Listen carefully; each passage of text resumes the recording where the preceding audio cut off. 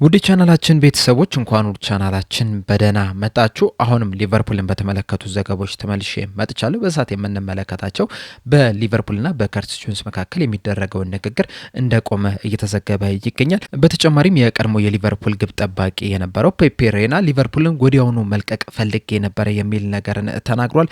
እንደዚሁም አንቶኒ ጎርደንን የተመለከተም ዘገባ ይኖረናል። እስከ መጨረሻው ደቂቃ ድረስ አብራችሁ ቆይታችሁ እንድትከታተሉት በአክብሮት እጋብዛለሁ። የሀሳብ አስተያየታችሁን ኮሜንት ሴክሽን ላይ በመጻፍ እንድታሳውቁኝ ሰብስክራይብ፣ ላይክ፣ ሼር ያደረጋችሁም የቻናሉ ቤተሰብ እንድትሆኑም በአክብሮት እጠይቃለሁ። አሁን በቀጥታ ወደ ያስኮላችሁ ዘገቦች ማመሪያ ይሆናል። አብራችሁን ቆዩ። በመጀመሪያ የምንመለከተው መሐመድ ሳላህን የተመለከተውን ዘገባ ይሆናል። ቅዳሜ በተደረገው የእንግሊዝ ፕሪሚየር ሊግ የ34ኛ ሳምንት መርሃ ግብር ሊቨርፑል ከክሪስታል ፓላስ ጋር ባደረጉት ጨዋታ ላይ መሐመድ ሳላህ ተጎድቶ ከሜዳ መውጣቱ አይዘነጋም።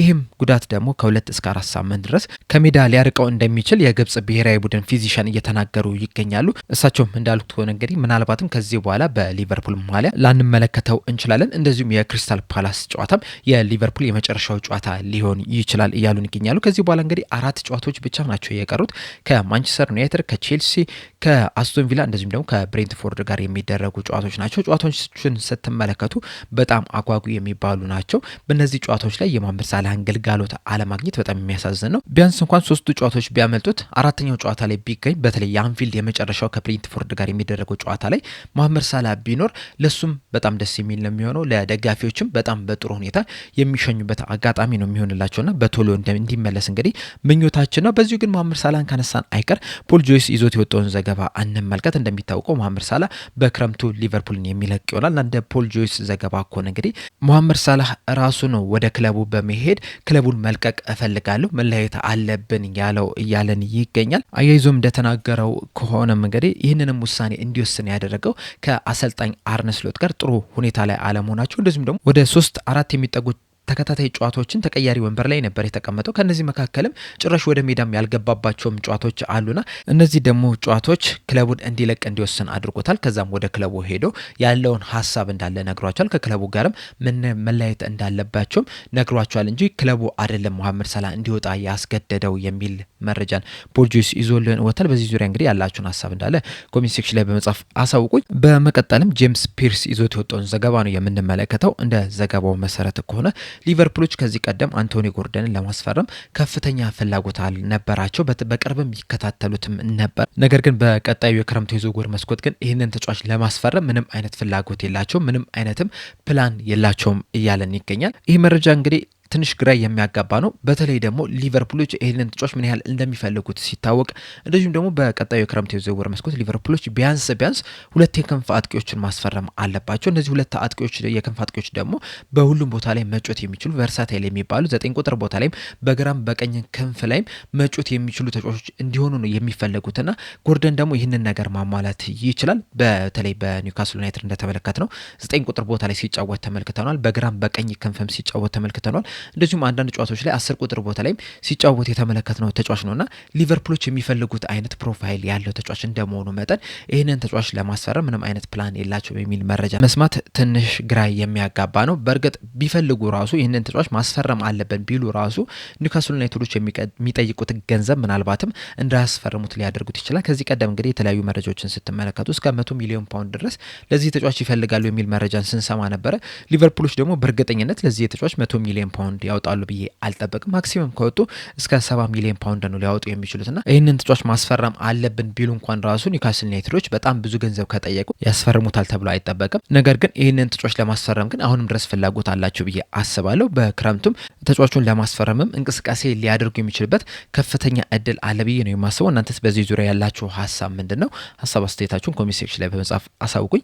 በመቀጠል የምንመለከተው ፔፔ ሬና የሰጠውን አስተያየት ይሆናል። በቅርቡ እንግዲህ ከፒተር ክራውች ፖድካስት ጋር ቆይታ አድርጎ ነበር። በዛ ቆይታውም እንግዲህ ሊቨርፑልን ገና በ2 ሳምንት ሊለቅ ፈልጌ ነበረ የሚል አስተያየቱን ሰጥቷል። ፔፔ ሬና እንደሚታወቀው 2005 ክረምት ላይ ነበረ ሊቨርፑልን ከቪላሪያል መቀላቀል ይቻለው። ከዛ በኋላ እንግዲህ በሊቨርፑል ቤት ለ8 ዓመታት መቆየት ይችላል። በእነዚህ 8 ዓመታትም በጣም አስደናቂ የሚባል እንቅስቃሴ ሲያደርግ መመልከት ችለናል። እንደዚሁም በሊቨርፑል ቤት ውስጥም ከሚወደዱ ተጫዋቾች መካከልም አንደኛው ፔፔ ሬና ነው። እንደዚሁም በቅርብ ጊዜያቶች ውስጥም ከተመለከትናቸው ምርጥ የሊቨርፑል ግብ ጠባቂዎች መካከል ከአሊሰን ቤከር በመቀጠል የሚጠራው ፔፔ ሬና ነው። ይህ ግብ ጠባቂ እንግዲህ በቅርቡ በሊቨርፑል ሌጀንዶች ጨዋታዎች ላይ መሳተፍ ችሏል። ከዛ በኋላም እንግዲህ ከፒተር ክራውች ጋር በፒተር ክራውች ፖድካስት ጋር ቀርቦ ንግግር አድርጎ ነበርና በዚህም ንግግሩ ሊቨርፑልን በተቀላቀልኩ በሁለት ሳምንቴ ለመልቀቅ ፈልጌ ነበር የሚል አስተያየቱን ሰጥቷል። አያይዞም በሰጠው አስተያየት ግልጹን እንነጋገር ከተባለን ወዲያውኑ ነበረ ወደ ስፔን መመለስ ፈልጌ የነበረው። ምክንያቱም ደግሞ የአየር ጸባዩ ነው፣ በጣም አስከፊ የሚባል የአየር ጸባይ ነው የነበረው።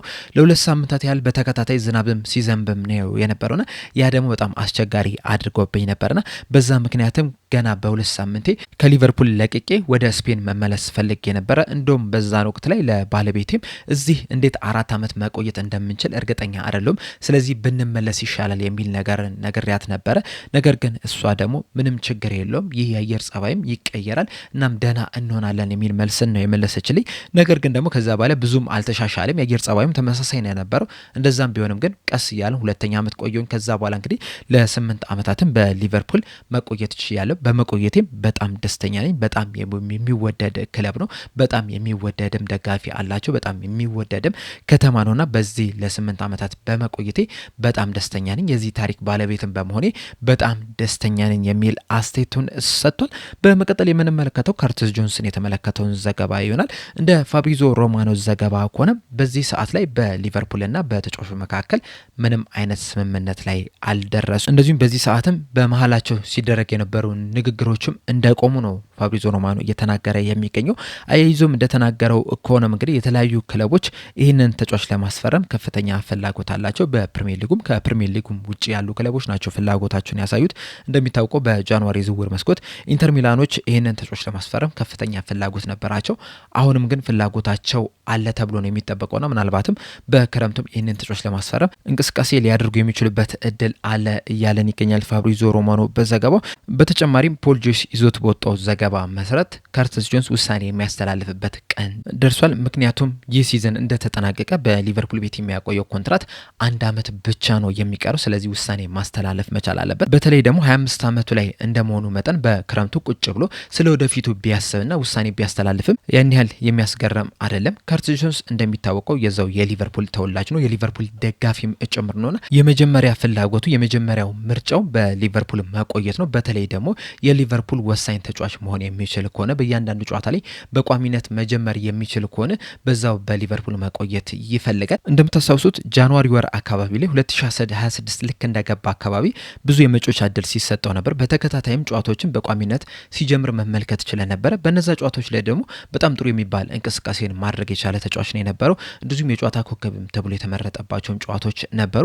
በቅርቡም እንግዲህ የተመለከተ እንደሆነ በፉልባክ ቦታ ላይ እየተጫወተ እንኳን ራሱ ለሊቨርፑል ወሳኝ ግልጋሎትን እየሰጠ ያለ ተጫዋች ነውና እድል በተሰጠው ቁጥር ጥሩ እንቅስቃሴን እያደረገ ነው የሚገኘው። ነገር ግን ደግሞ አሰልጣኙ ብዙ የመጮቻ እድል እየሰጡት አይደለም የሚገኘው። በዛ ምክንያት ክለቡን ሊለቅ እንደሚችል ነው እየተነገረ የሚገኘው። ፖል ጆይስ አያይዞ እንደተናገረው ከሆነ በጃንዋሪ የዝውውር መስኮት ኢንተር ሚላኖች ይህንን ተጫዋች ማስፈረም ፈልገው ነበረ። ነገር ግን ያ ሳይሳካላቸው ቀርቷል። ምክንያቱም በወቅቱ ኢንተር ሚላኖች በውሰት ውል ነበረ ከርቲስ ጆንስን መውሰድ ፈለገው የነበረው። ነገር ግን ደግሞ ሊቨርፑሎች ያንን አልፈቀዱም። እንደዚሁም ደግሞ ከርቲስ ጆንስም ክለቡን መልቀቅ አለብኝ ብሎ ሊቨርፑሎችን አላስገደዳቸውም። በዛ ምክንያት እንግዲህ እስካሁን ድረስ በዛው በሊቨርፑል ሊቆይ ይችላል። አሁንም ግን ኢንተር ሚላኖች ይህንን ተጫዋች ለማስፈረም ፍላጎት እንዳላቸው ነው እየተነገረ የሚገኘው።